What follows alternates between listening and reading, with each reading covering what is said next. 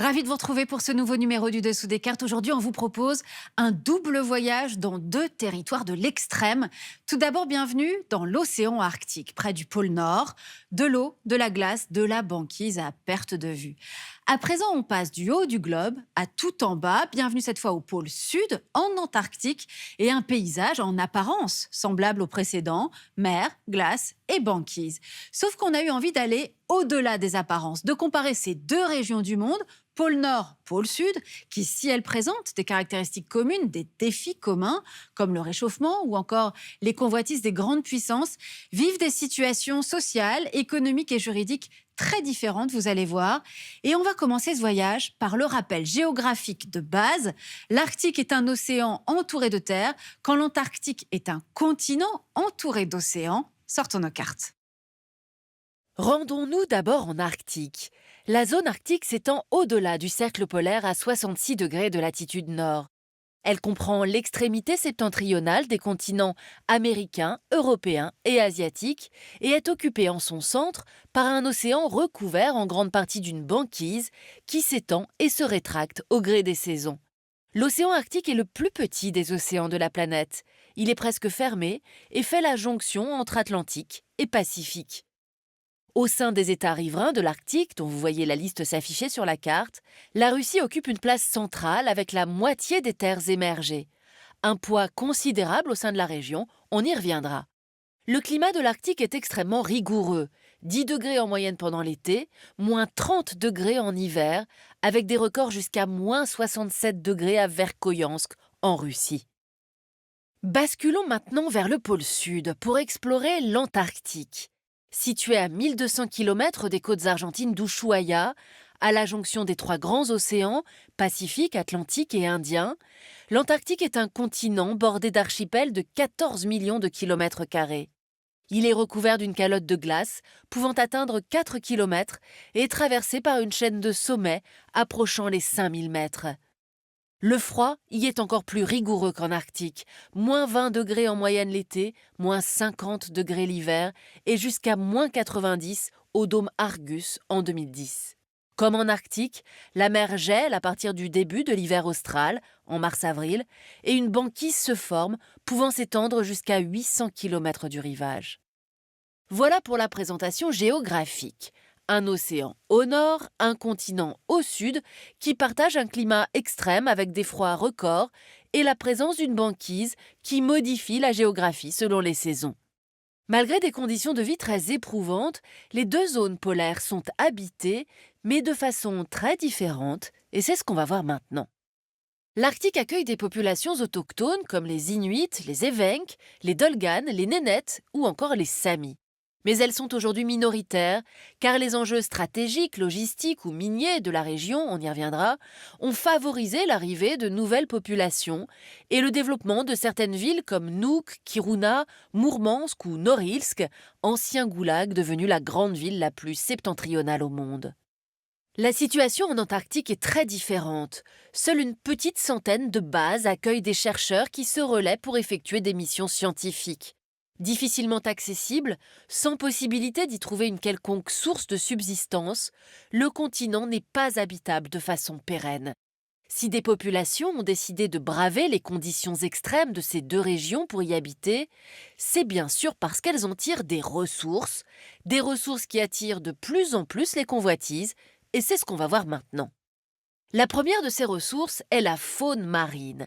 La pêche, moyen de subsistance de bon nombre de peuples autochtones de la zone arctique, s'est considérablement développée depuis la fin du XXe siècle, avec l'arrivée des navires-usines qui font peser une lourde pression sur les espèces comme la morue. En Antarctique, ce sont les essaims de krill utilisés dans l'aquaculture qui sont menacés par la surpêche, mettant en péril l'intégralité de la chaîne alimentaire marine. Viennent ensuite les ressources minières et énergétiques du sous-sol de ces régions. Diamants, cuivre, nickel, charbon, fer, or, terres rares, pétrole, gaz et uranium. L'extraction de ces ressources entraîne de nombreux problèmes environnementaux en Arctique, mais elle est interdite en Antarctique. Car le continent et l'océan Antarctique ont le statut unique de terre et mer internationale. Ils sont dirigés par les représentants des États signataires du traité de l'Antarctique Ces derniers sont parvenus à faire adopter en 1991, par la quasi-totalité des pays du globe, le protocole de Madrid, qui consacre la région comme une réserve naturelle consacrée à la paix et la science, et la protège contre toute exploitation minière et militaire. Mais les ambitions de pays comme la Chine et la Russie, très présents sur place avec leurs scientifiques, pourraient à terme remettre en cause cette protection, on y reviendra. À la pêche, aux minerais et aux hydrocarbures s'ajoute une autre réserve que certains voudraient considérer comme une ressource, l'eau douce. L'Arctique abrite 10% des réserves mondiales et l'Antarctique près de 80%. Viennent ensuite les ressources tirées du tourisme. 10 millions de visiteurs pour l'Arctique et un peu plus de 100 000 pour l'Antarctique pour la saison 2022-2023. Si ce tourisme est une source de revenus, il est aussi une menace pour le fragile équilibre environnemental de ces régions. Enfin, dernier point, l'intérêt logistique de l'océan Arctique. Si les deux principales routes qui le traversent sont davantage accessibles, car le réchauffement climatique réduit chaque année un peu plus la banquise, y naviguer reste excessivement dangereux même avec des brises-glaces. En dépit de ces difficultés, Pékin a intégré le passage du Nord-Est dans son projet des nouvelles routes de la soie. Une troisième route, dite transpolaire, intéresse également la Chine. Elle permettrait de relier Shanghai à l'Europe en raccourcissant le trajet des marchandises de 40%, en évitant la piraterie et l'engorgement du détroit de Malacca. Mais le projet est très peu avancé et n'en est qu'à sa phase d'exploration. Alors après cette présentation des mondes polaires, des ressources et des intérêts qu'ils représentent, on va maintenant s'intéresser aux rivalités géopolitiques que ces espaces atypiques suscitent. Très investi pendant la guerre froide par les Soviétiques et les Américains, puis délaissé après la chute du mur, l'Arctique se remilitarise depuis les années 2000 et plus encore en 2022 avec l'invasion de l'Ukraine. Moscou renforce ses bases, notamment celle de Severomorsk, qui abrite les 2/3 des sous-marins russes et mène d'importantes manœuvres militaires. Les pays de l'OTAN organisent eux aussi depuis 2006 des manœuvres bisannuelles baptisées Cold Response qui ont mobilisé 30 000 militaires en 2022. L'invasion russe de l'Ukraine a par ailleurs conduit la Finlande à adhérer à l'OTAN et la Suède devrait prochainement suivre. La situation en Antarctique est différente car son statut de territoire international interdit toute militarisation et toute nucléarisation. Seules les missions pacifiques sont autorisées. Mais comme les pays chargés de la gestion de l'Antarctique ne disposent pas de réels moyens de coercition, il leur est difficile de dissuader des pays comme la Chine d'implanter du matériel destiné à contrôler des satellites ou à mettre en œuvre des télescopes de grande puissance ayant des applications militaires, permettant entre autres d'affiner la précision des tirs de missiles. L'attitude de la Chine, son rapprochement avec la Russie et les ambitions régionales de pays comme l'Australie pourraient à terme remettre en cause les protections dont bénéficient les écosystèmes antarctiques. Mais le protocole de Madrid dispose d'importants garde-fous juridiques qui empêchent toute militarisation et exploitation sans limite, même lors de ces renégociations. Menacés par les appétits de certains pour leurs ressources et leurs intérêts stratégiques, les deux zones polaires doivent également faire face au réchauffement climatique, dont les conséquences sont plus redoutables encore dans ces deux régions du monde, et c'est ce qu'on va voir maintenant.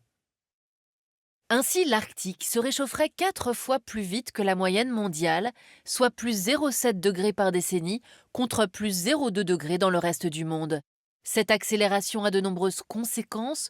Tout d'abord, la fonte des glaciers. Certains glaciers comme l'Okiokul en Islande ont quasiment disparu. Et au total, on estime que la calotte glaciaire du Groenland a perdu plus de 4 700 milliards de tonnes depuis 2002. Avec le réchauffement, la banquise pourrait disparaître durant la saison chaude dès 2035. Et enfin, la fonte du permafrost qui libère d'importantes quantités de méthane, un gaz qui contribue fortement à l'effet de serre et donc au réchauffement climatique.